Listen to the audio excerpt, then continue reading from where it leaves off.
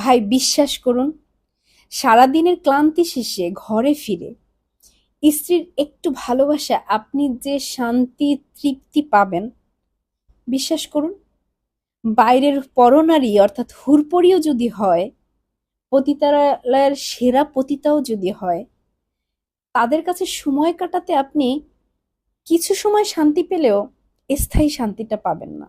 কারণ কি জানেন? মহান আল্লাহ তাআলা স্ত্রীকে একজন স্বামীর জন্য অনেক বড় নিয়ামত হিসেবে পাঠিয়েছে, যেখানে আল্লাহ সব রকম প্রশান্তির উপকরণ দিয়ে রেখেছেন একজন স্ত্রীর মধ্যে। আর একইভাবে স্ত্রীদেরও বলছি যে এই যে স্বামী ঘরে ফিরে একটু প্রশান্তি খোঁজে, তাদের সাথে খারাপ আচরণ নয়, বরং ভালোবাসার আচরণ করুন, একটু যত্ন করুন। দেখবেন পৃথিবীতে সেরা সুখী নারী আপনিও হতে পারবেন।